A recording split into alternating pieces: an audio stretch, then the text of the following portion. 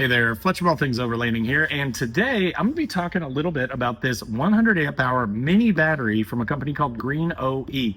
This thing's pretty cool because of its small size. I'm going to kind of walk you through the app. I'm going to show you everything about this battery. So if you're looking for a small footprint 100 amp hour LiFePO4 battery for your, say, dual battery setup in your overlanding vehicle or your RV, hopefully this will give you the information you need to decide if this battery is right for you. So let's get into the GreenOE 100 amp hour mini LiFePO4 battery.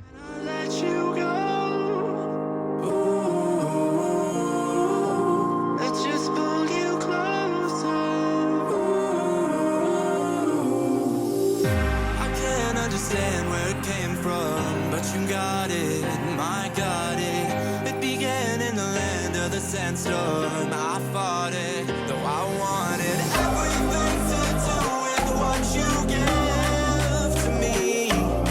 Loosening my grip. Alrighty guys, so as I mentioned in the intro, today I'm talking about this GreenOE mini battery. Now, this thing is what they consider a mini battery, and they all kind of have their own definitions. So I'm going to throw up here on the screen the dimensions, but it is approximately 9 inches across by about 8.2 inches tall and about 5.5, a little less than 5.5 inches thick.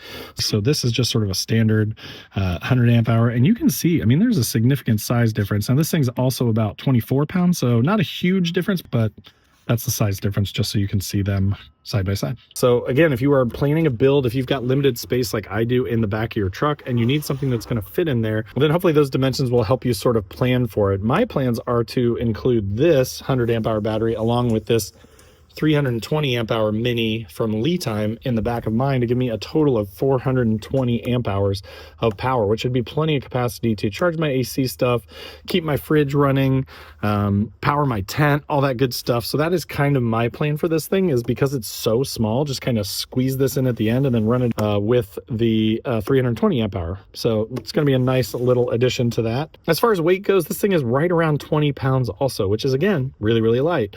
More weight is always bad for gas mileage, braking. It can also be harder on your vehicle from just a wear and tear on the suspension standpoint. So of course, reducing weight is super important. As far as longevity and battery life for this thing is rated at IP65. So it's waterproof, it's dust proof. This is going to be something that'd be great to have, you know, in the back of your truck. Again, I'm probably not going to just leave it out. I am getting a camper, so I will have this whole back of my truck enclosed, but so then it'll be inside the camper, so it'll be out of the weather. Now this thing is good for about 5,000 charge cycles. So that's kind of nice. Usually in most applications, especially related to overlanding, that means about 10 years of use. Now they do give you a 5-year warranty, which is pretty nice. This does come equipped with Bluetooth 5.0, and I'm going to throw up here on the screen the app. Now the app in the App Store does have some pretty bad reviews. They're only like 4, but it's like rated at 1 star. I used it and I thought it was fine. It doesn't have a ton of capability, but it will let you see the state of charge. Will let you see kind of the individual sections of the battery and how they're doing. It'll tell you the temperature of the battery. So it does give you a good amount of information. If you don't have a full control system or something that's going to give you a ton of information on the battery, it is nice to be able to use that app to look at it. But in my case, I have a red arc that I'm going to be using to run all my batteries. So I'm just going to plug that into that, and then that will maintain them, keep them all charged up and all that stuff for me. But again, the fact that you can connect to this battery, if this was your only battery, 100 amp hours will do a lot of stuff. It'll run a fridge for days and days, even in the summer. It will run a diesel heater for multiple days, no problem. I mean, I've run a diesel heater off of a 100 amp hour battery for years, and auxiliary lights and other things like my fridge plugged into it, and only used up like 20-30%. With a LiFePO4 battery, you can discharge these things up to about 95%, whereas with an AGM, you can only go about 30-50%, kind of depending on the manufacturer. So not only are you getting 100 amp hours, but you're getting really 95 usable amp hours out of this, whereas with a 100 amp hour AGM battery, you would only get about 30 to 50 amp hours that you could actually use before you need to recharge the battery to not risk damaging it. So LiFePO4 is vastly superior for capacity versus an AGM. It's also significantly lighter. This is about 33% lighter. It has about 3 times the lifespan of AGM, and it's about 30% smaller. AGM batteries are a lot bigger. So you're saving space, you're lighter, and you also have a lot longer lifespan. Now, one thing that is a downside of lithium batteries is that they do not like the cold as much. However, this one is intended for rough and rugged movement. So it is able to take impacts and things like that. It is perfect for overlanding for that reason.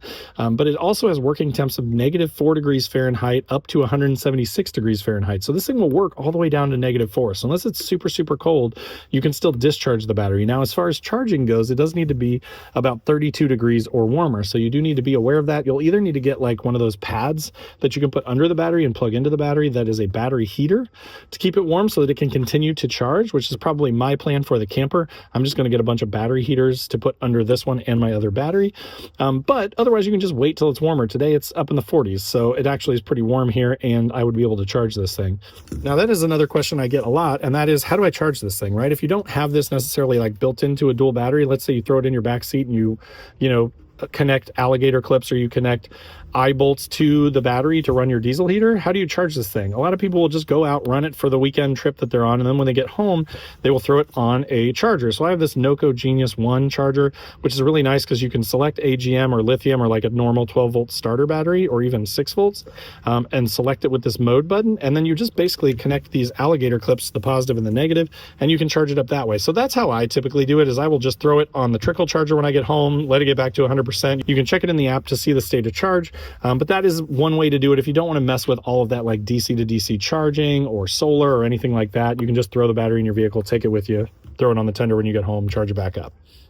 One other last thing to mention on this is that they do have free shipping and free returns. So if you get this thing and it turns out it doesn't fit in your setup or you have an issue with it, they don't charge you to send it back, and they do free shipping too. So it's about 180 bucks. So that is the GreenOE Mini 100 amp hour battery. All right, guys, so that will do it for the GreenOE 100 amp hour Mini LiFePO4 battery.